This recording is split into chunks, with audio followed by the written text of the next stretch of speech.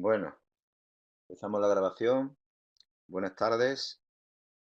eh, bueno, todos los compañeros que estáis ahora y los que lo veis en diferido. Eh, bueno, me reitero nuevamente con lo mismo que vengo diciendo las demás ponencias, las demás grabaciones. Ya como habéis visto, os he compartido las carpetas o sea, una serie de libros en español y en inglés. Hoy mismo he subido 3 o 4 libros más de fisiología de bases bimoleculares porque algunos compañeros vuestros me han pedido si podía daros más material de fisiología y bueno, os he subido un par de cosas más, o 3 libros creo que he subido más. Das cuenta que cada libro de estos son de 700, 800 páginas, es decir, ahí tenéis material suficiente, ¿no? Para comparar lo que dicen unos autores y lo que dicen otros.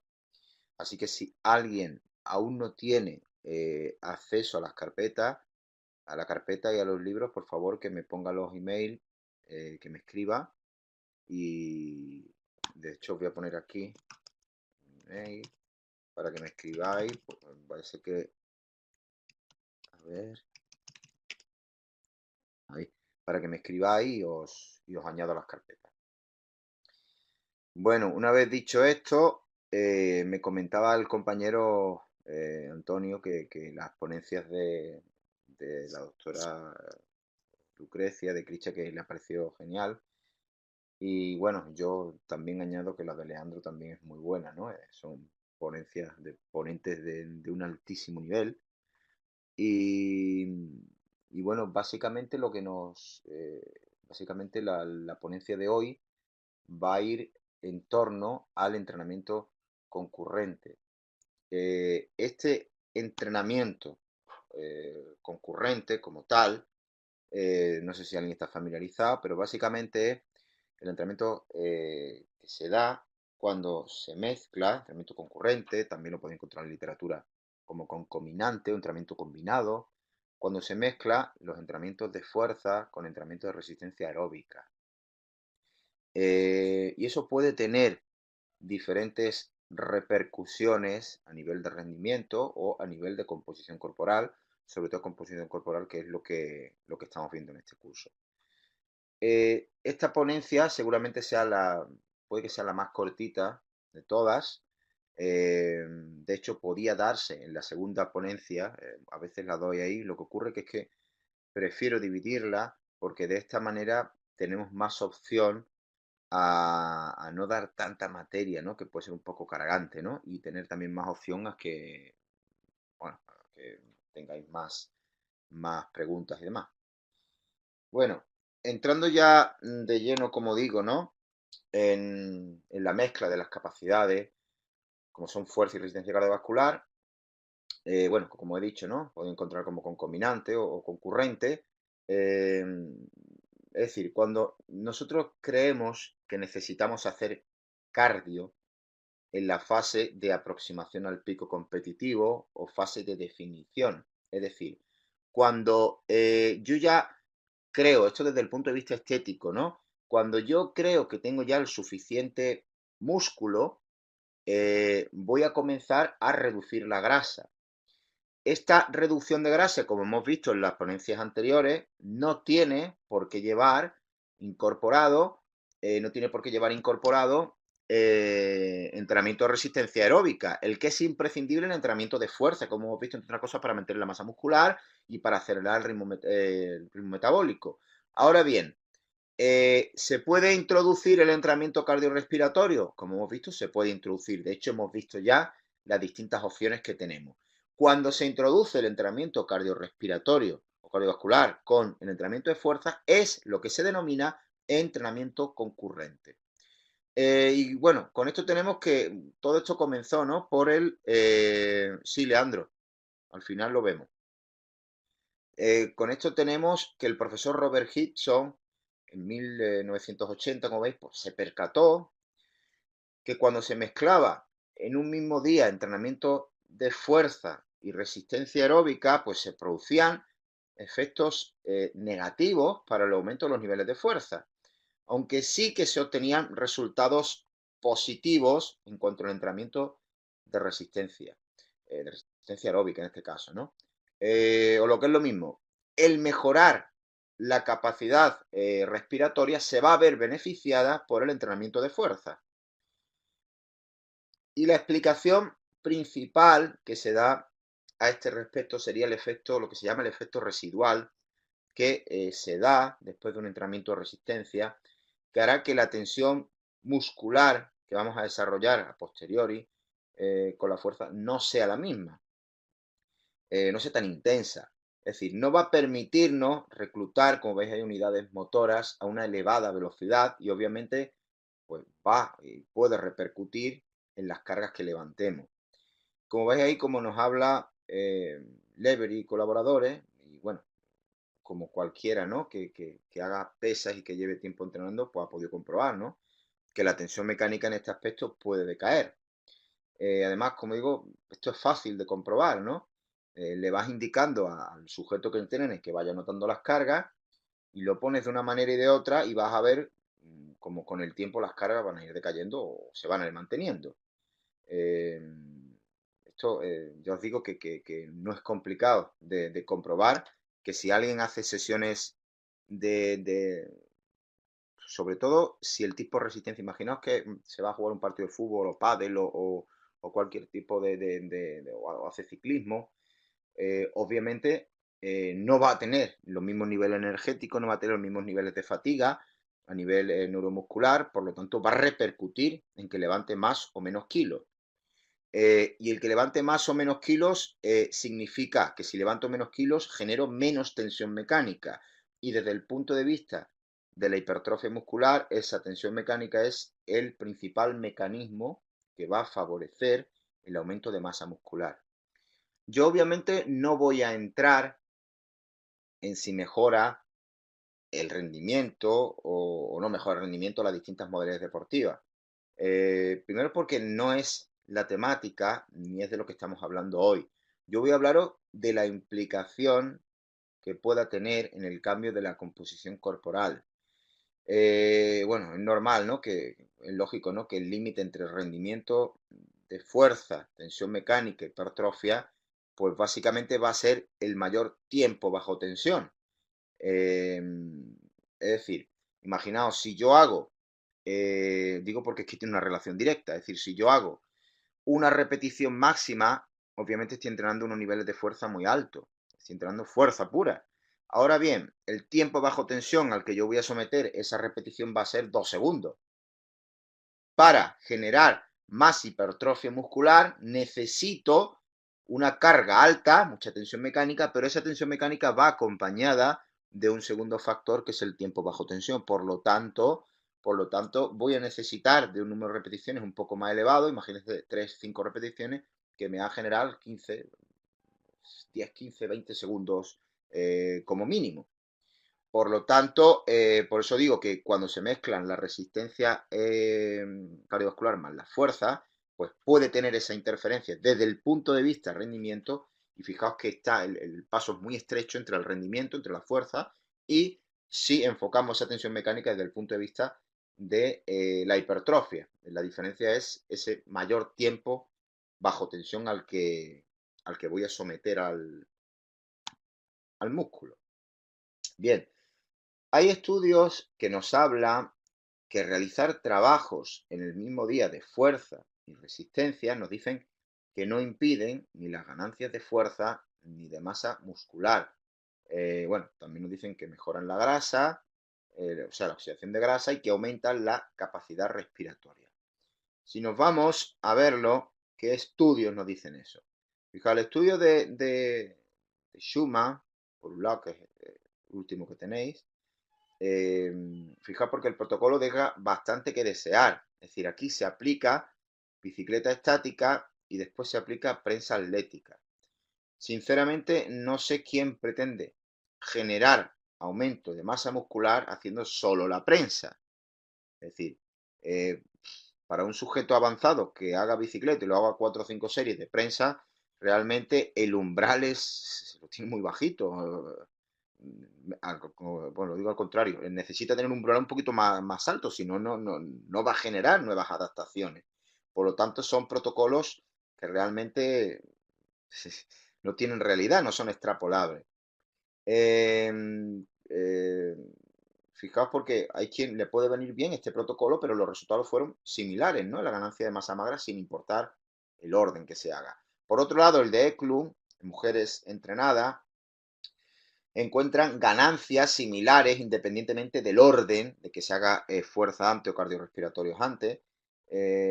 Lo mismo que ocurre en el estudio de Debbie y colaboradores, esta vez en mujeres entrenadas, es decir, nos habla de que no importa el orden. Y ese estudio primero que tenéis ahí de Susana Cacior, aquí evalúa mediante biopsias las áreas de sección transversal de las fibras rojas y de las fibras blancas, ¿no? Y se concluyen que el grupo concurrente obtenían aumentos de ambos tipos de fibra. Y bueno, y por contra, nos habla que el grupo que solo hizo hipertrofia tan solo tuvo mejoras en la de tipo 2. Y hasta aquí, si leemos esto, pues sería genial, ¿no? Hay que hacer las dos cosas para ganar músculo. Pero primero de todo, lo primero que se hizo es en sujetos sanos. Es decir, ese es el tipo de población. Sujetos sanos que no hacían entrenamiento de sobrecarga. Es decir, por otro lado, se hacía tan solo press de piernas nuevamente. Y además de que en el primer mes se hacían tan solo 4 o 5 series y 30 minutos de cardio. Volvemos a lo mismo. Realmente no podemos con este tipo de sujetos sedentarios y con este tipo de protocolo sacar conclusiones. Por tanto, encontramos, como en todas las temáticas, estudios contradictorios. La cuestión es, en los estudios que están a favor, que nos hablan de hacer resistencia cardiovascular más fuerza, los resultados nos dicen que no importan el orden, pero no que se vea favorecida la síntesis proteica si mantengo ese orden o que haya más ganancia. Eh, y por supuesto, ¿no? Que hay más trabajo en diferentes poblaciones con diferentes resultados. Sin embargo, los estudios que nos dicen en contra de ese orden sí que encuentran interferencias. Por lo tanto, realmente es que no entiendo la duda, ¿no? Si me fuera a beneficiar más ese orden, pues lo entendería. Eh, Además, hay otros estudios bueno, que tampoco os puse aquí, que la mayoría, ¿no? Se hacen sujetos sedentarios, mujeres sedentarias, ancianos. Esto es algo que realmente lo aprendes leyendo un texto básico de ciencias del ejercicio, en cualquier blog, ¿no? Medianamente serio. Al principio las adaptaciones neurales son mayores. El reclutamiento intra e intermuscular va a propiciar que aumentemos la fuerza de por sí. Por consiguiente, estaremos proporcionando un estímulo superior. Y unido a que ese sedentario, ¿no? Obviamente va a estar motivado, seguramente debido, ¿no? A que comienza a entrenar, va a comenzar a consumir más alimento, entre otras cosas, más proteína, se va a producir más señalización, pues obviamente va a propiciar una cadena donde se va a aumentar más masa muscular. Realmente las conclusiones, ¿no? de algún estudio de revisión, de dejar a estos sujetos sedentarios, como se suele decir, la libre opción de preferencia, hacer cardio, fuerza antes o después, ¿no? Debido a la adherencia. Sinceramente a mí me parece un error. Lo que tenemos es que educarle en qué va a ser mejor, en qué va a ser mejor después, una vez que el sujeto deje de ser sedentario y sea más avanzado. Que se vaya adaptando poco a poco. ¿Por qué? Porque fijaos, ese sujeto, cuando pasa año y medio, 2 años, va a dejar de ser principiante si sigue entrenando. Y por supuesto, sus adaptaciones irán mucho más lentas. ¿Y qué ocurre? Que ahora sí que va a necesitar de hacer un orden correcto. Primero fuerza y luego resistencia, así que lo va a trabajar. Ese orden para sujetos avanzados, tal y como nos dice Gibson, puede ser más óptimo para evitar interferencias. Y ahora cuando no avance, que es lo más normal, ¿qué nos va a decir? Pues nos va a decir que no entiende por qué no avanza. Que no sabe, lo digo porque tengo datos, ¿no? de que ocurre. Nos va a decir que por qué le hemos cambiado el orden de entrenamiento si antes lo hacía de una manera, porque ahora le estoy proponiendo hacerlo de esa manera. Daos cuenta de que este tipo de sujetos, lo mismo es abogado, lo mismo es jardinero, lo mismo, y no tiene ni por qué saber, ni le interesa saber de ciencia del ejercicio y fisiología del ejercicio, le trae sin cuidado. Él lo que quiere son resultados. Y obviamente los resultados los 2 primeros años van a ser más rápidos. Entonces, si ahora yo le busco o le cambio algo, ya directamente lo que va a pensar es que el error está no en que las primeras adaptaciones se producen al principio. El error va a estar en que yo le he cambiado algo. Y lo primero que hace es perderlo como cliente, empezando por ahí. Por tanto, os digo que hay que pensar desde la práctica y no desde el laboratorio. Perdón. También se habla que los entrenamientos que llevan un orden, resistencia más fuerza, según los estudios que veáis de Cadores 2012 y de Rosa 2015, pues se dice que encuentran más testosterona, que encuentran más hormona del crecimiento, pues ejercicio, ¿no? Cuando se hace ese orden. Es decir, resistencia cardiovascular primero y luego fuerza.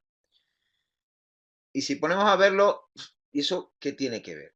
Es decir, fijaos, si no se tiene en cuenta la segregación hormonal, sobre todo hormona del crecimiento a día de hoy, porque no se considera un factor directo en la síntesis de proteínas con un porcentaje mínimo, una repercusión mínima, ¿no? Esa segregación de hormona del crecimiento, yo no puedo barrer para donde me interese, es decir, no voy a tener en cuenta el entorno hormonal para sintetizar proteínas por entreno cuando me conviene.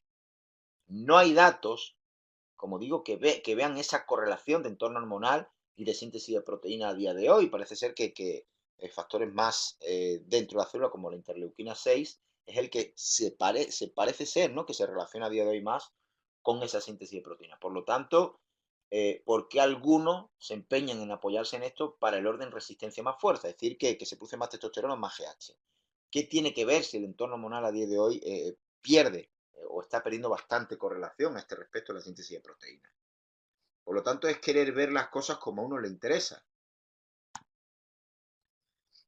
Para la pérdida, eh, para la pérdida de grasa sí que hay datos que comprueban, como parece ser, que la acción conjunta de ambos protocolos, hipertrofia y cardio, puede ser más beneficioso, ¿no? Para la oxidación de grasa. Sobre todo esto es muy útil para sujetos obesos. Es decir, este trabajo, ¿no? Como digo, de fuerza y resistencia cardiovascular puede ser mejor opción que incluso fuerza solo. Es decir, la incorporación de las dos, obviamente con la estrategia alimenticia imprescindible, ¿no? Y aquí hay datos que muestran una mayor reducción de grasa tanto en la combinación intrasesión como intersesiones. Y además, en este caso con sujetos obesos y sujetos no obesos. Donde falta seguramente datos es en sujetos más entrenados. Además, la mayoría de estudios muestran una combinación de una sola estrategia cardiorrespiratoria, es decir, el aeróbico extensivo, es decir, eh, no se investigan la relación que puede tener un aeróbico extensivo o distintos tipos, con distintos tipos de HIIT. Por eso no voy a entrar a valorar estudio por estudio, población por población, o incluso una estrategia u otra estrategia. ¿Por qué? Porque hay muchos datos al respecto donde la inmensa mayoría coinciden que la mejor estrategia es mezclar estas dos capacidades para la oxidación de grasa. Y obviamente, repito, depende de la estrategia alimenticia, del tipo de sujeto, ¿no? Y como es normal, del tiempo que falte para ese pico competitivo. Y acordaos que os dije que el pico competitivo no tiene por qué ser una competición como tal. Eh, ¿Cómo vais? ¿Bien?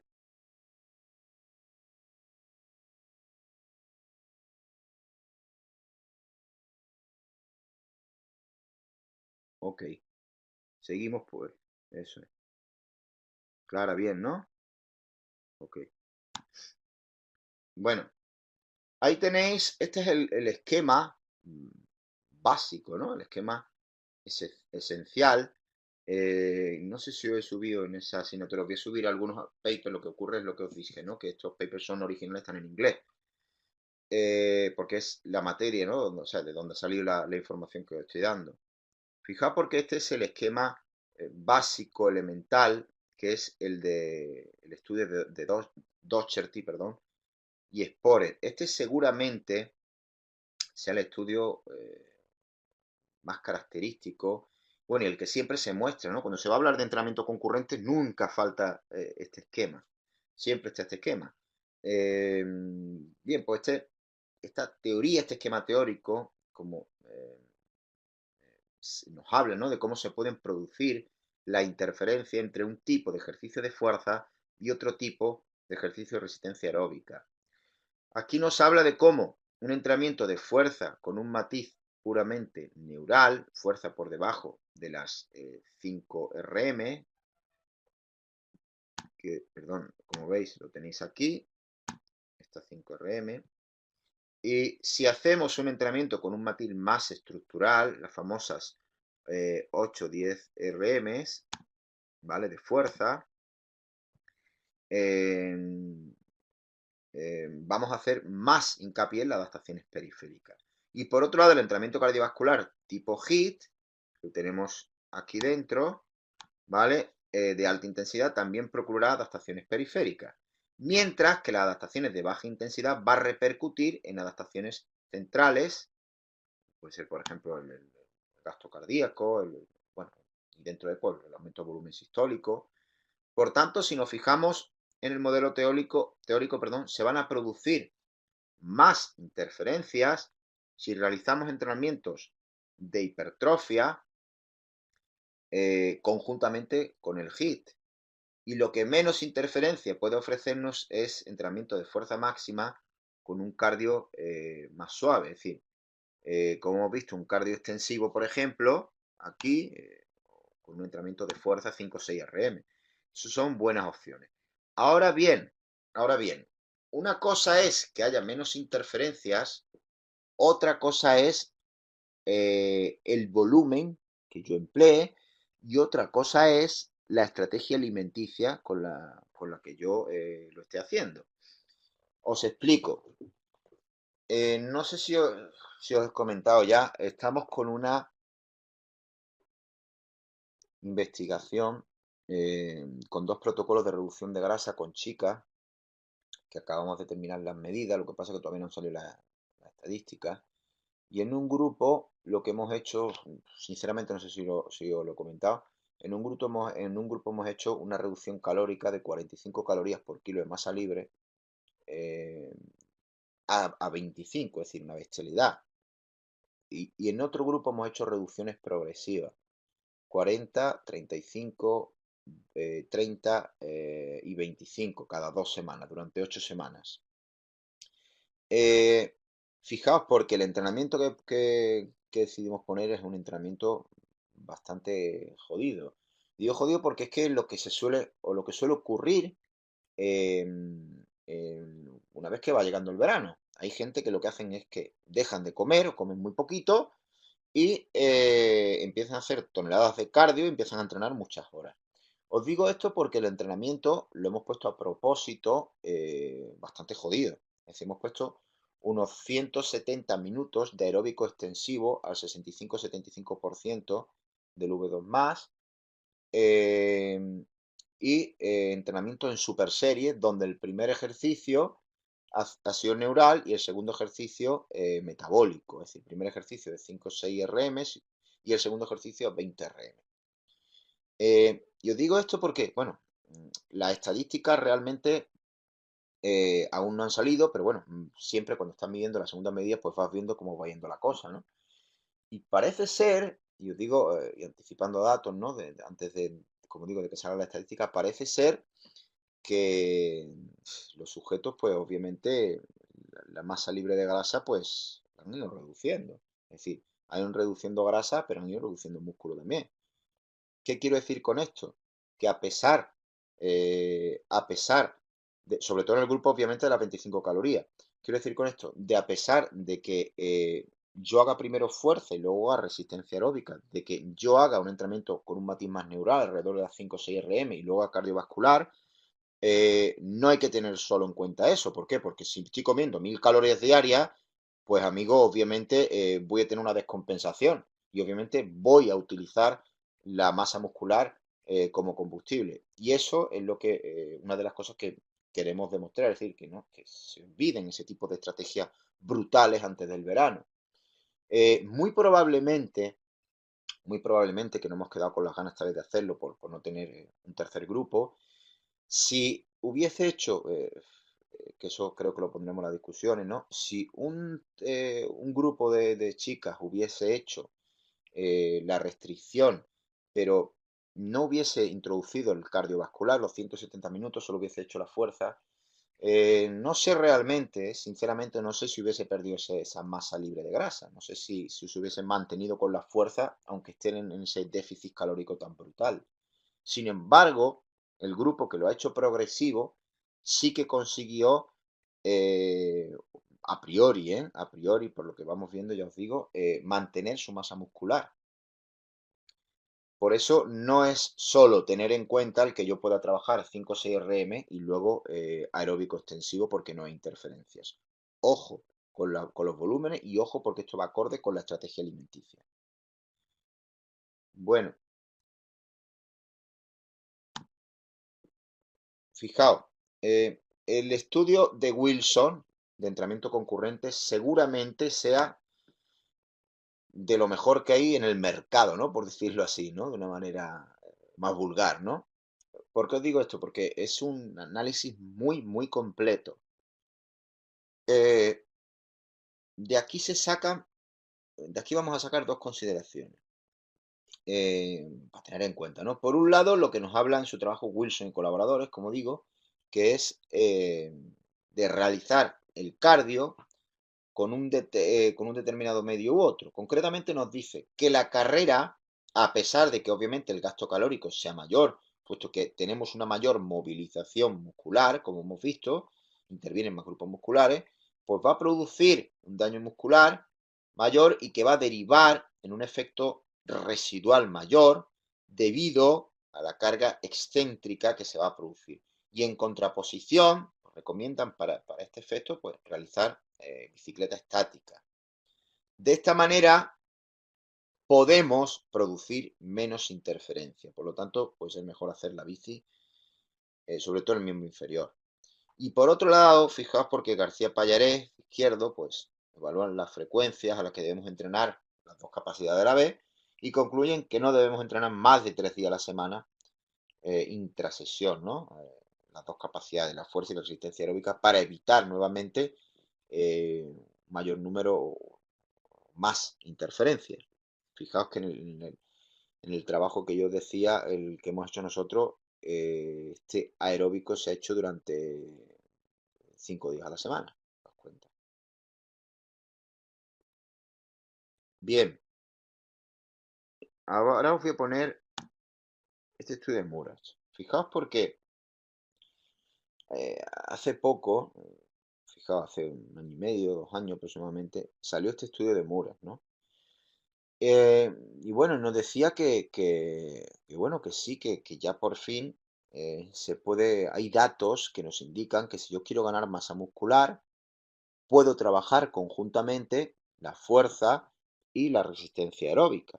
Fijaos, porque una cosa es en el entrenamiento concurrente, cuando se mezclan las dos capacidades, que yo quiera, que yo quiera reducir o oxidar grasa, que hemos visto que puede ser una buena opción, determinados momentos, determinados sujetos y de una manera progresiva, como hemos visto, y priorizando la fuerza, pero que no es imprescindible hacer las dos, es más imprescindible el protocolo nutricional y la fuerza. Y otra cosa es que yo quiera generar masa muscular, donde tampoco es imprescindible el trabajar la resistencia aeróbica, ya no que sea imprescindible, es que te puede perjudicar, como estamos viendo. Bien, pues este estudio decía, bueno, ya tenemos datos que nos dicen que efectivamente puedo trabajar, además una revisión, puedo trabajar fuerza y resistencia aeróbica con resultados positivos en cuanto a la hipertrofia. Lo que ocurre es que ahora te vas a ver, y aquí tenéis el cuadro esquema de los estudios que utilizó Muras para llegar a esta conclusión. Si nos vamos al primer estudio de Carter y colaboradores del 2007, nos habla de 12 varones y mujeres moderadamente activos. Moderadamente activos. Protocolo de entrenamiento. 3 series de 10 repeticiones de press de pierna y 3 series de 10 de extensiones de pierna. y el otro grupo hace el mismo protocolo más hora y media de pedaleo al 60%. Realmente volvemos a lo mismo. Nos dice que las proteínas miofibrilares pues, son similares, es decir, que lo puede hacer. Moderadamente activos, volvemos a lo mismo, son sujetos sedentarios. Como vamos a ver después, las adaptaciones se van a producir de una manera más óptima en sujetos sedentarios. Pero es que ese protocolo, fijaos a alguien que quiera aumentar su masa muscular en las piernas, ¿pensáis que va a hacer 3 series de press y 3 series de extensiones y luego 1 hora y media de bicicleta? Es que eso no tiene validez ninguna en un sujeto avanzado. Estudio de Dons y colaboradores 2012. 8 varones de mediana edad sedentarios. Volvemos a lo mismo. No tiene ninguna repercusión para un sujeto avanzado, es decir, no va a ganar más masa muscular. Un sujeto sedentario le puedes poner casi cualquier cosa que va a aumentar su masa muscular. Lo puedes poner a correr cuesta abajo y va a generar hipertrofia en los isquios. Lo puedes poner a levantar saco de cualquier manera y va a levantar y va a ganar hipertrofia. El problema va a venir cuanto más avanzado el sujeto y cuanto más nivel de adaptación tenga. Por lo tanto, esto y nada. Fijaos el protocolo, 8 series de 8 repeticiones de extensión de pierna, 70% de la RM. ¿Os imagináis a alguien, un sujeto que lleva 5 años en una sala de musculación que quiera ganar masa muscular haciendo 8 series de extensiones y se va para su casa? Ni sentadilla, ni prensa, ni pesos muertos. No tiene lógica. Siguiente estudio, Lambert y colaboradores. 9 varones, sujetos sanos, moderadamente activos sanos. Fijaos, 2 series de 7 repeticiones máximas, extensión de pierna, encima máquina isoinercial y press de pierna. Fijaos en lo que se ve al lado, ¿no? Que hay más señalización de mTOR y de la P70S6K cuando se hace el entrenamiento concurrente. Fijaos los protocolos de entrenamiento y en el tipo de sujeto que se está empleando. APRO, 10 varones moderadamente activos. Fernández Gonzalo y colaboradores, 10 varones moderadamente activos. PUS, 10 varones sanos, 8 varones moderadamente activos. Este metaanálisis o esta revisión realmente a mí personalmente no me dice nada porque se usan sujetos sedentarios y moderadamente activos. Aquí lo único que nos puede decir es lo que ya sabemos, que puedo mezclar las dos cosas en este tipo de sujetos y que puedo obtener más ganancias, puedo obtener ganancias similares en cuanto a hipertrofia. Pero ya está, algo que ya se sabe. Ahora bien, para sujeto avanzado, como os digo, ya es harina de otro costal. Bien, pero ahora vamos a verlo desde la lógica. Vamos a aplicar la lógica, ¿no? Para el aumento de masa muscular. Si está claro que no favorece la fuerza, si yo trabajo, eso creo que nos ha quedado claro, ¿no? Perdón. Desde el punto de vista de rendimiento, si yo hago fuerza más resistencia aeróbica, me va a perjudicar, no voy a aumentar los niveles de fuerza. Desde el punto de vista de hipertrofia, tensión mecánica, habéis visto la diferencia que hay entre tensión mecánica y fuerza, apenas el tiempo bajo tensión, por lo tanto va muy de lleno en que tampoco me interesa hacerse cardiovascular, porque también se puede producir esa interferencia. Pero además desde la lógica, si está claro que no favorece la fuerza, al no mantener esa tensión mecánica con unos niveles de fuerza altos, si yo quiero trabajar para hipertrofia, mi estrategia nutricional es la misma que si yo quiero trabajar para reducir grasa, pues obviamente no. Si yo quiero trabajar para hipertrofia, pues obviamente voy a utilizar un superávit calórico. Si busco reducir grasa, voy a utilizar un déficit calórico. Quiero decir con esto que si yo estoy introduciendo resistencia aeróbica y fuerza en el entrenamiento, ¿para qué lo estoy haciendo? ¿Para reducir grasa o para hipertrofiar? Porque si yo estoy metiendo el cardio, supuestamente es para reducir grasa. Y si estoy haciéndolo para reducir grasa, ¿qué estrategia nutricional estoy haciendo? Si yo lo que quiero es ganar músculo y estoy metiendo la reducción de grasa, ¿cómo como? ¿Para ganar músculo o para perder grasa? Es un poco contradictorio. Hablo de sujetos más avanzados. No hablo de sujetos sedentarios, como digo, principiantes que llevan poco tiempo. Pero sujeto avanzado, si yo hago cardio y fuerza, ¿cómo voy a comer? ¿Cuál es mi objetivo? Porque son contradictorios. No sé si me explico. De hecho, para sujetos, fijaos como para sujetos sedentarios, el superávit calórico puede rondar entre 400 y 500 calorías, incluso más. Ahora, para un sujeto avanzado, el superávit calórico es bastante menor, de 200 a 300 calorías. No necesita, por supuesto, su cuerpo está más adaptado. Si mete esas 500, 600 calorías, lo más normal es que se acumulen grasa. Por eso sujetos avanzados no requieren de más. Claro, claro, pero la idea es que si llevo poco tiempo, en el momento que yo voy ganando masa muscular, voy a ir perdiendo grasa, porque estoy acelerando mi ritmo metabólico. Ya de por sí, al tener más músculo, voy a oxidar más grasa. Pero el problema ya es cuando ya llevo más tiempo entrenando y ya se han producido esas adaptaciones y quiero seguir ganando masa muscular y sigo haciendo el cardio. ¿Cómo comes? Porque es que es contradictorio. Si haces el cardio para reducir grasa, ¿qué sigues comiendo en superávit? Es que se van a producir las interferencias sí o sí. Bueno, y este estudio que tenemos ahí seguramente el, eh, sea el principal estudio que relacione las bases moleculares con el entrenamiento concurrente. Y precisamente, fijaos, porque es de dos autores bastante conocidos en esta temática, que llevan más de 10 años, como veremos ahora, Coffey y Hawley. Bueno, ¿y qué nos dicen? A ver, hay quien se basa en la famosa AMPK y en la mTOR, que la habréis escuchado, para concluir, para decirnos que se puede o no se puede hacer entrenamiento cardiovascular o entrenamiento de hipertrofia. Se suele hablar que lo que se queda al final es lo que prima, es decir, si con el ejercicio de resistencia cardiovascular supuestamente se activa la AMPK y con el de fuerza se activa la mTOR, se supone que sería conveniente hacer cardio y después hipertrofia y que esto sería suficiente para hacer en una sesión ambas capacidades sin que importe nada más, ¿no? Es decir, se alude que así se hipertrofia. Y algunos se atreven a decir que además en cualquier tipo de sujeto.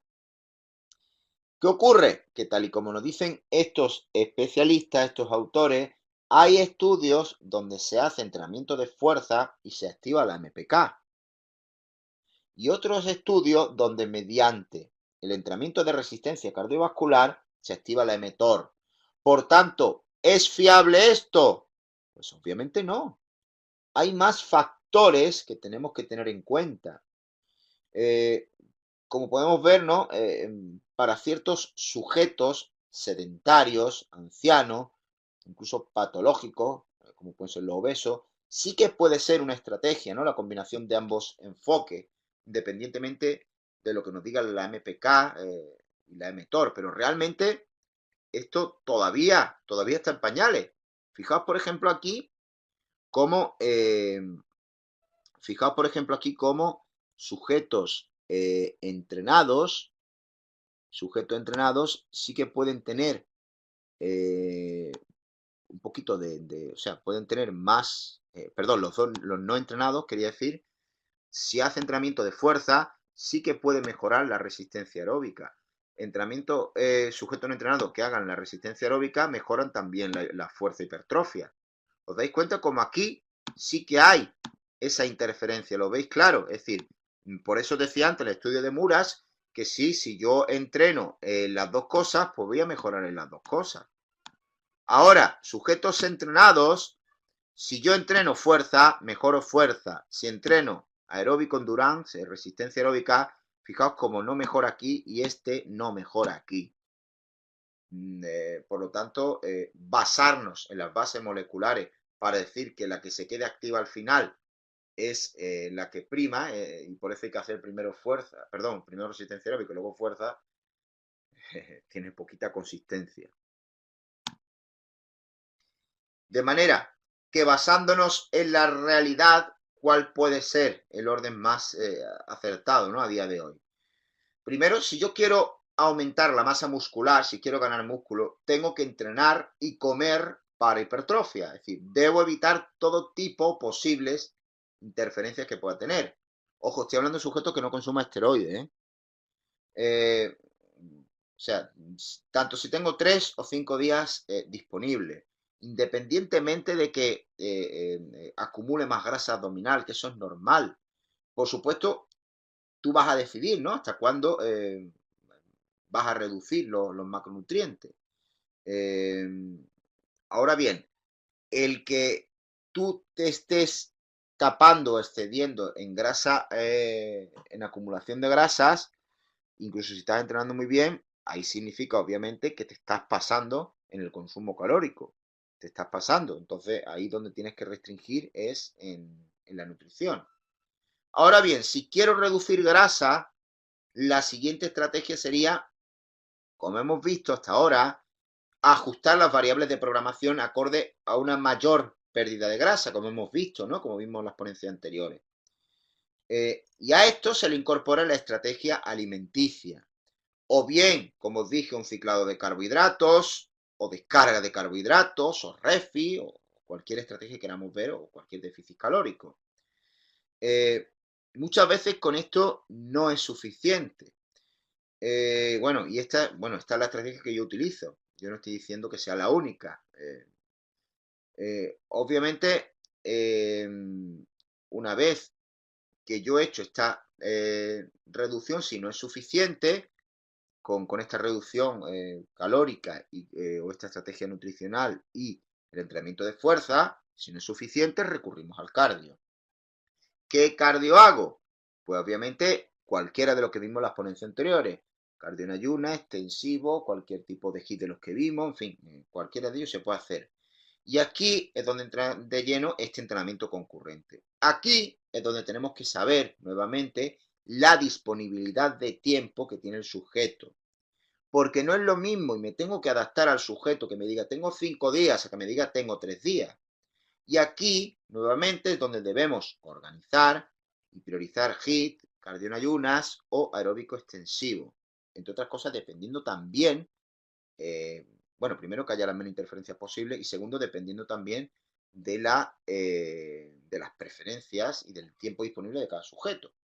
Y lo primero que debemos tener en cuenta es que en días alternos se van a producir menos interferencias. Esto ya lo demostró Sale en el 90. Es decir, si el sujeto tiene 4 o 5 días para entrenar, mejor que mejor, porque un par de días le hacemos un tipo de entreno y otro día le hacemos el otro. Por tanto, además tenemos que tener en cuenta, ¿no? Que si el sujeto tiene menos días disponibles, imaginaos que nos dice que tiene 3 días disponibles. Puede ser una opción trabajar hipertrofia y después trabajar el aeróbico extensivo. Primero la fuerza y después el aeróbico extensivo. Pero aún así, si en el mismo día podemos dejar 2-3 horas de separación, al menos entre la fuerza y el cardio, mejor. ¿Por qué? Porque los mismos Kofi y Halley nos dicen que con el entrenamiento de hipertrofia, sobre todo con un enfoque más metabólico, también se va a activar la MPK. Es más, puede estar activa incluso 2 y 3 horas. Si a eso le añadimos cardio, obviamente va a estar activada mucho más tiempo, por lo que va a inhibir o puede inhibir la activación de la mTOR que nos interesa para la síntesis de proteína. Fijaos porque Dreyer en 2006 demuestran, y esto es lo que decía antes, que durante el entrenamiento de resistencia, es decir, de resistencia de sobrecarga, de alta intensidad, y es serie de 10 repeticiones al 70% de la 1RM, la MPK fue activada. Además, fue activada inhibiéndose la mTOR. Fijaos que no siempre el entrenamiento de fuerza activa la mTOR y la MPK no tiene nada que decir. Pero además, fijaos, porque si el enfoque está más destinado a la tensión mecánica, es decir, más implicación neural, eh, debemos de dejar un tiempo de recuperación de 3-4 horas, si vemos oportuno, incluso 6. Fíjense que hablo desde la disponibilidad de tiempo del sujeto, sujetos recreacionales, y la idea obviamente es hacer los entrenamientos más eficientes acorde al tiempo disponible que tengan. Y si por falta de tiempo no podemos, pues la siguiente opción sería hacer hipertrofia más cardio en ese orden. Vamos a recordar que este tipo de sujetos tienen poco tiempo disponible. Por lo tanto, fijaos, ¿cómo puedo hacer si el tipo tiene 3 días? Pues yo puedo hacer lunes, miércoles y viernes hipertrofia y luego aeróbico extensivo al acabar. 20-30 minutos. Bueno, el volumen lo pongo dependiendo, ¿no?, del tipo de sujeto que tengamos, pero si tiene 3 días, tiene 3 días. Obviamente es muy probable que con el déficit calórico, pues el tipo baje, pero si no baja, hay que decirle también que lo mismo necesitamos algún día más de entrenamiento. Otra opción obviamente es hacer el aeróbico pero en ayunas, es decir, lunes, miércoles y viernes hago la ayuna y luego a la tarde hago hipertrofia. Ese tipo de entrenamiento, lo bueno de esto es que al hacer una doble sesión, si me lo puedo permitir, voy a conseguir tener el organismo activado durante más horas. Entonces me puede favorecer más todavía la activación de las lipasas. Tenemos luego opciones que el tipo tiene 5 días. Pues yo me puedo dividir para trabajar, por ejemplo, hipertrofia de lunes a viernes y luego tengo un par de días a la semana, hago el aeróbico o 3 días o incluso, fijaos, en hacer esos 4 días 20-30 minutos. Fijaos porque el volumen de aeróbico no es alto. Hablamos de extensivo, que ya lo vimos, ¿no? Cómo organizarlo, 65-75 de volumen oxígeno máximo. Luego tenemos que el tipo tiene 4 días. Pues lo mismo, 4 días se hace hipertrofia. Fijaos, porque al hablar de hipertrofia eh, podemos organizarlo de diferentes maneras. Es decir, ya lo que es organizar en torso-pierna, organizar en full body o obviamente organizar en rutina dividida o push-pull pierna. Podemos hacer 4 días, 3 días o 2 días de aeróbico extensivo. Es decir, pero fijaos como primero llenamos la fuerza y después va el aeróbico extensivo. ¿Qué podemos hacer más? Hipertrofia 3 días si el tipo tiene 5 días y luego un poquito más de cantidad de volumen martes y jueves. Fijaos que aquí si tenemos posibilidad de hacer fuerza y resistencia aeróbica en día alterno, pues mejor.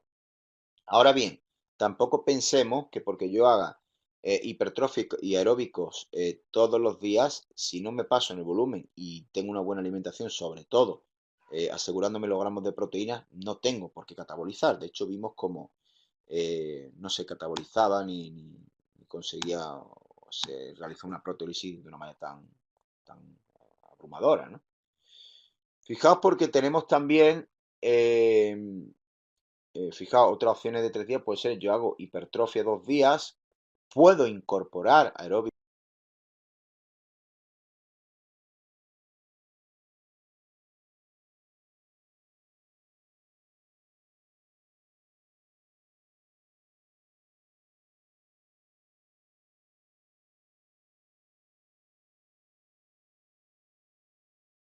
después y el miércoles hacer un hit. Hablamos de un tipo que tenga 3 días nuevamente. O puedo hacer hipertrofia y luego el aeróbico extensivo en esos 3 días. Puedo hacer 2 días hit y un día de en medio un circuito en hipertrofia más aeróbico extensivo. Son distintas opciones para sujetos recreativos que nos pueden valer para sacarlo de la monotonía, nos pueden valer para que empiece a oxidar grasas y, bueno, ir consiguiendo nuestro objetivo. Fijaos porque este hit yo puedo poner el primer día haciendo butter row, haciendo cualquier tipo de los circuitos que vimos. El miércoles le hacemos un circuito de musculación neural y el viernes le puedo hacer carreras o elípticas, nuevamente haciendo entrenamientos cardiovasculares. Tenemos más opciones. Fijaos, 4 días, 2 días hipertrofia, 2 días HIIT, 3 días hipertrofia y 1 HIIT con el aeróbico extensivo después. Perdón. Eh, tenemos hipertrofia más aeróbico extensivo al acabar, es decir, con esos 30-40 minutos. Fijaos porque básicamente ahí podemos movernos, ¿no? En en esos órdenes. Tenéis también, fijaos, hipertrofia 3 días, 2 hits, mal aeróbico extensivo. Esto es el boom, ¿no? Por decirlo así, ¿no? Si tenemos 2 hits y luego la hipertrofia aeróbico extensivo. Esto ya es eh, para incrementar mucho más, ¿no? El, el- el trabajo de oxidación, es decir, para sujetos que están eh, que tienen una necesidad no imperante y que tienen un nivel avanzado, obviamente. Y de estas organizaciones, ojo con la que se encuadra en azul. No digo que no pueda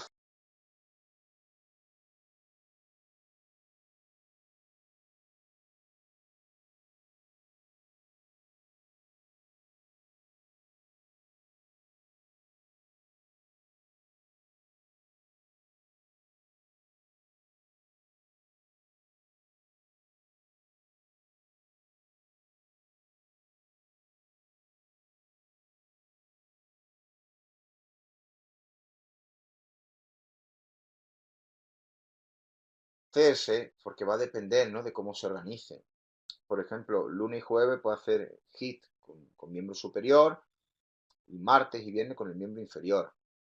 Además, un día eh, lo hago, ¿no? Con carácter más neural y el otro lo hago más largo, ¿no? El hit, tanto en la parte superior como en la inferior. La idea es que se generen menos interferencias. No obstante, es una organización muy extrema donde se trabaja poca fuerza y sería recomendable hacer al menos por lo menos 2 días de fuerza.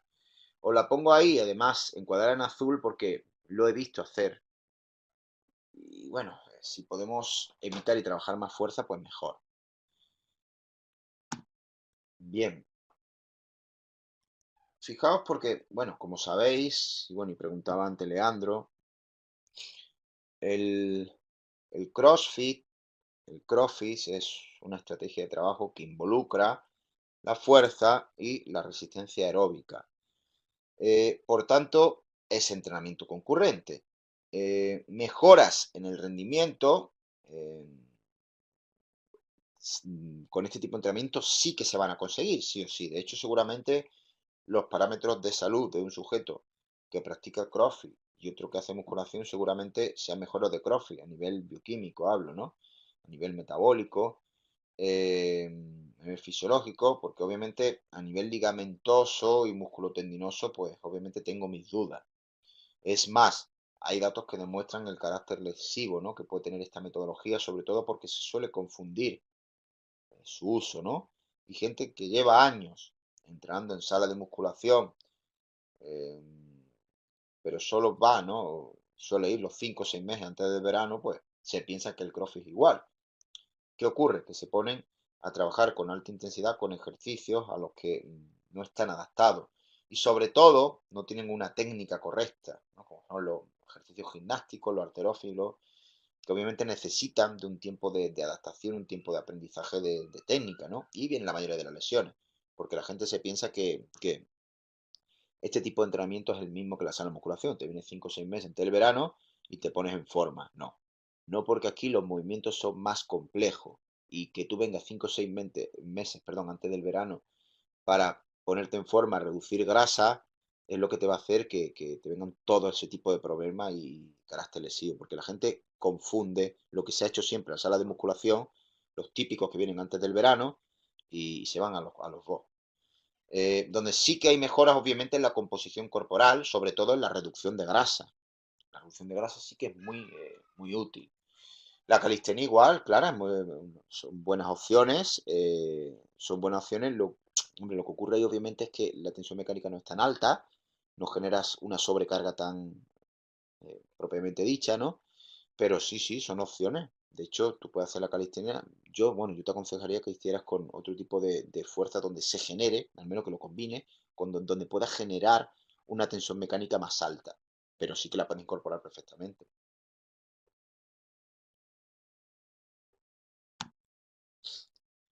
Bueno, fijaos, ¿qué ocurre con el trabajo de grasa localizada? Los datos que tenemos a día de hoy, de una manera general, desde el punto de vista científico, nos dicen que porque yo haga más abdominales, no voy a perder más grasa localizada, o en esa zona, ¿no?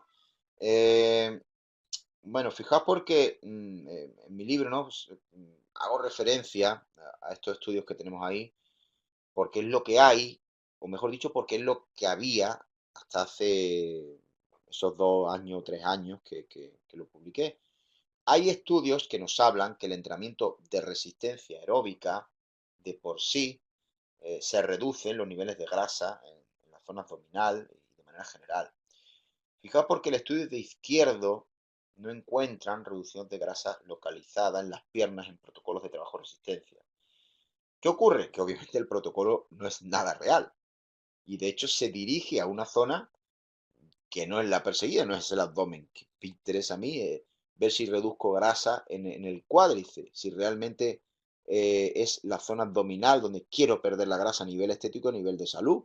Ese perímetro de cintura que sabemos, ¿no?, que puede relacionarse con distintos problemas metabólicos, pues obviamente que yo no consiga una pérdida de grasa localizada en un sitio donde por sí no se suele acumular mucho, como es el cuádriceps, pues me dice bien poco. El estudio de Cordy y el de Bispú, aquí sí que se aplican protocolos específicos en la zona abdominal durante varias semanas y concluyen que no encuentran diferencia ni reducción de grasa abdominal. Estos sí que son protocolos ya más específicos. Y bueno, recientemente eh, acaba de salir un estudio, el estudio de Palumbo, donde abren la puerta a una alternativa al entrenamiento de la grasa localizada. Hacen un estudio sobre mujeres sedentarias, lo que hacen es combinar un entrenamiento explosivo metabólico con un cardio después. ¿Qué ocurre? Que un grupo hace un circuito de 5 ejercicios de 3 series del miembro superior a máxima velocidad y con pausas de 30 segundos. Y de seguido 30 minutos de cardio en ciclo. Y el otro grupo hace 5 ejercicios de miembro inferior, igual, con 30 segundos entre series, 3 series y a máxima velocidad y de seguido 30 minutos de cardio en cicloergómetro de brazos. Los resultados indicaron que el grupo de trabajo de fuerza explosiva, miembros superiores, favoreció la pérdida de grasa en los miembros superiores, comparado con la reducción de grasa de los miembros inferiores. Y lo mismo ocurrió con otro grupo.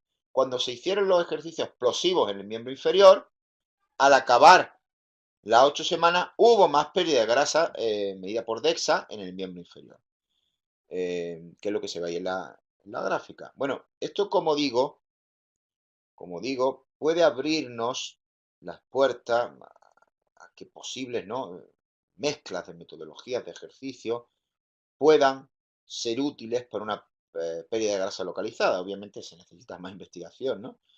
Pero bueno, es interesante, ¿no?, tener en cuenta esta mezcla de trabajo explosivo metabólico.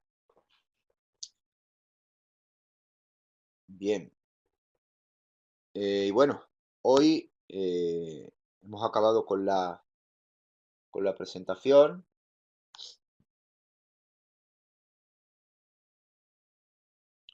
Decidme dudas que tengáis.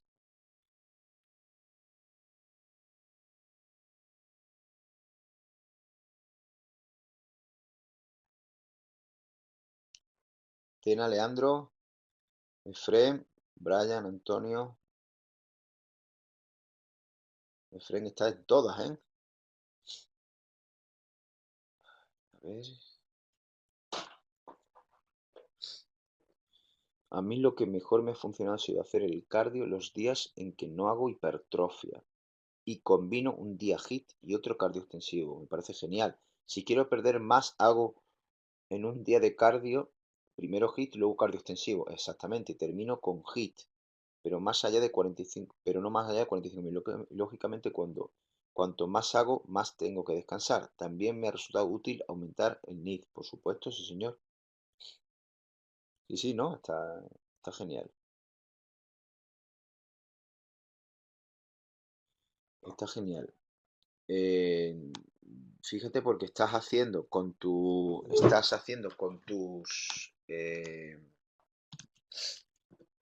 eh, con tus posibilidades,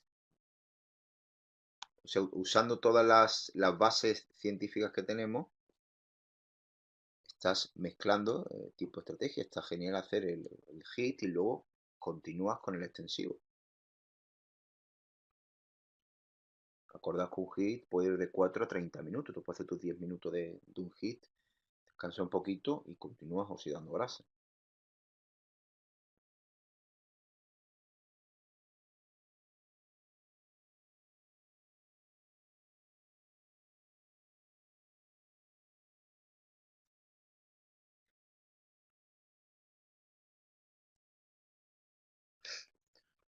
Un atleta de CrossFit tiene 10% de grasa, pero quiere bajar hasta un 8 o un 7. Ya tiene más de 2 años entrenando CrossFit. ¿Qué estrategia sería la mejor para no afectar su fuerza explosiva? Es decir, para no afectar su halterofilia. ¿Qué estrategia a qué te refieres, Tena? ¿A qué te refieres con estrategia?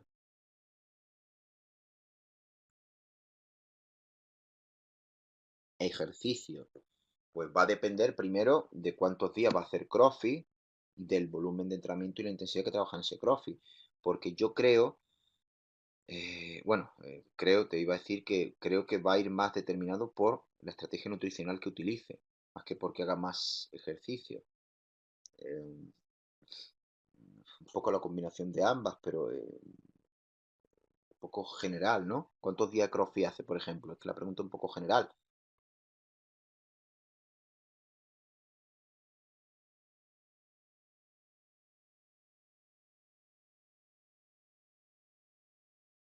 Uf, 6 días CrossFit. Eso es una bestialidad, ¿eh? 6 días. Ese hombre no llega, si eso es un caso real, ese hombre no llega a los 50, ¿eh?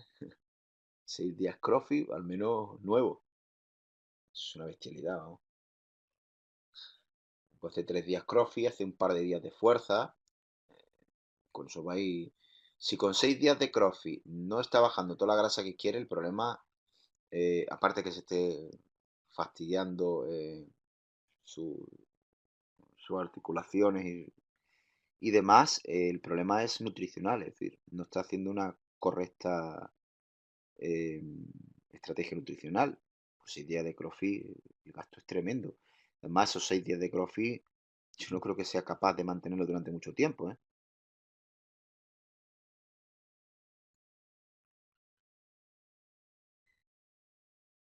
Sí, sí, por supuesto. Alimentación. Fijaos, la siguiente ponencia que os voy a dar la semana que viene, os voy a comentar cómo hago yo los refeed y cómo hago las descargas de carbohidratos. A este tipo de sujeto le puede venir bien un refeed porque necesita seguir manteniendo los niveles de fuerza. No es un sujeto estético, pero hacer distintos refeed. Sinceramente no he visto la conferencia todavía de Krisha. Ustedes que la habéis visto, habla ya de los refeed que no he tenido tiempo de verla.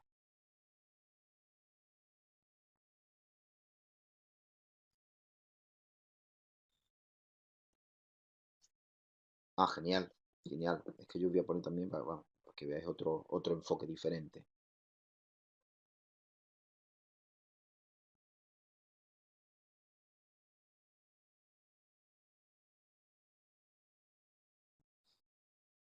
Leandro, no a vosotros. Leandro, Antonio, Fred, preguntas.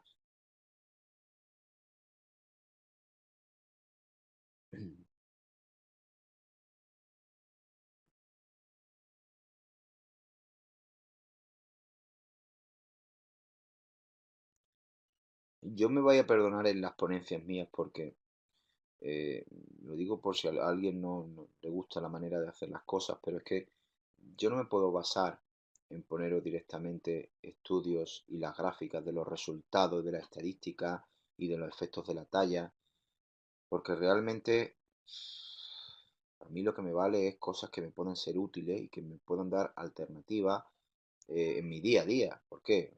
Porque yo, igual que supongo que vosotros, yo dedico, a día de hoy, estoy dedicando 4 o 5 horas diarias a entrenar a gente. Yo quiero soluciones.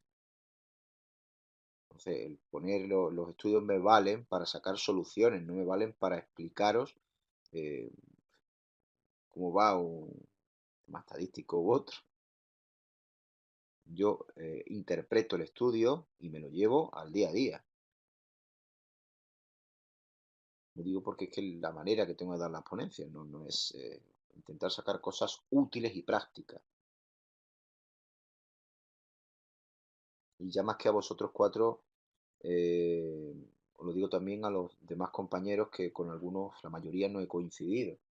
Yo por si queréis comentarme algo, pues que me digáis también por privado, pues bueno, por el foro. Gracias, Antonio. Sí, es que esa es la idea, es que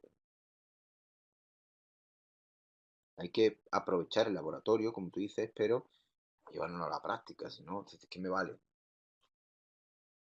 Que, por ejemplo, en estudio de Mura, yo podía haber puesto las gráficas, las estadísticas, los efectos de la talla, pero ¿me vale eso para un sujeto avanzado? No me vale. Entonces, ¿para qué voy a perder más el tiempo ahí? Vamos a utilizar las cosas que nos sean útiles. Lo bueno de esto es que lo mismo lo que estoy diciendo ahora, dentro de 4 o 5 años, pues tenemos que cambiarlo porque sale un nuevo estudio y dice, joder, pues lo mismo que ocurre con la química, con la medicina, con la nutrición, lo mismo ocurre con todo. Vamos avanzando, y probablemente y seguramente, y me alegraría mucho que de los estudios que estamos sacando nosotros, que tengamos, que podamos aportar algo, ¿no? Algo novedoso. Eso estamos.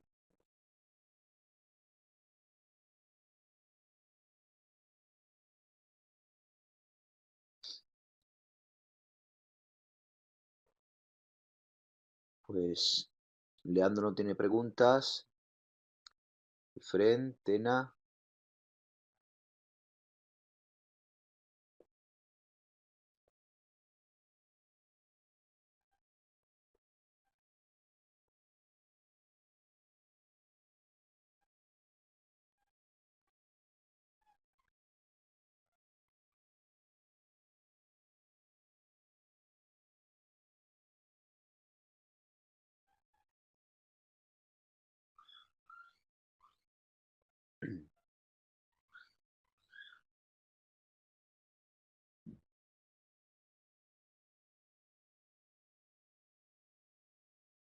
A ver. Tena, Leandro. Bueno, Leandro me ha dicho que no tienes pregunta. Tena,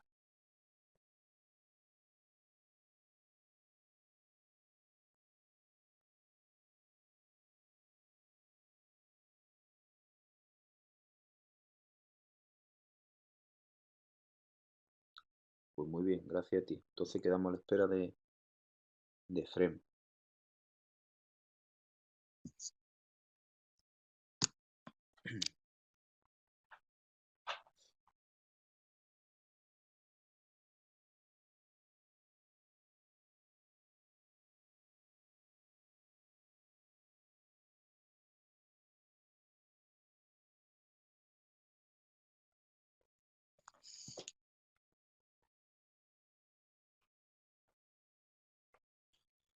Fren está escribiendo, ¿no?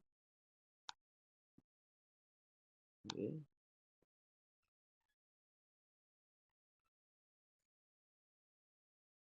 Ahí va. En cuanto a la grasa localizada, me he topado con varias personas que son ectomorfas, pero en ciertas partes de su cuerpo se acumula más esa grasa, como su parte central. Uf, Fren. O la zona de la espalda, aunque se ven a simple vista delgadas, con antropometría sale un porcentaje muy elevado. Siempre se recomienda mejor su porcentaje de grasa al inicio del programa. Efren, has ido a dar en la clave, me refiero. Como digo yo, ¿no? Los canijos con barriga son lo peor. Que eso es lo más difícil. Es decir, un tipo delgado que tiene barriguita acumulada, madre mía. Eso es lo más difícil. Sí, eso es lo más difícil. Eh, Ahora bien, ahí hay dos cosas. Una es el entrenamiento de fuerza neural y otra es meterle con el HIIT. ¿Por qué? Porque el HIIT, igual que ocurre con los sujetos obesos te va a movilizar esa grasa que tienes, esa grasa tópica, esa grasa que tienes ahí pegada de hace años, y es lo que te puede movilizar esa grasa acumulada. Claro, claro, pero ahí tienes que combinarle. Si el sujeto, supongo que es sedentario, pues si es un canijo con barriga delgado, tiene acumulación en el abdomen, le puedes combinar lo que hemos visto, 3 días de hipertrofia y 2 días de HIIT. El HIIT se lo haces intenso, incluso las battle roll le puede venir genial para el trabajo abdominal. Le haces ese movimiento intenso y lunes, miércoles y viernes le metes el circuito de hipertrofia. Le puedes combinar un neural, estructural metabólico el lunes, miércoles y viernes. Eso te puede ir muy bien. No te excedas asegúrate los 2 gramos de proteína, el gramo de grasa por kilo de masa libre y luego de hidratos de carbono, a ver, te digo así por encima, pero no te excedas de 3 gramos, 4 gramos a lo sumo, de ahí ya puedes ir rebajando. Con eso, muy probablemente empieza a cambiar. Te hablo si el sujeto no es avanzado.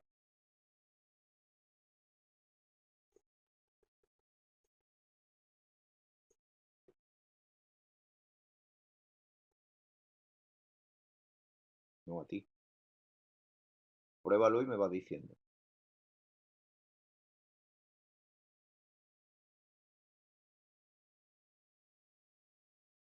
Bueno, pues una vez puesta esta ponencia, ahora sí que os voy a poner la práctica, porque estaba esperando terminar esta ponencia para poneros la práctica, ¿vale? Es decir, para que me programéis algo con vistas a concurrentes.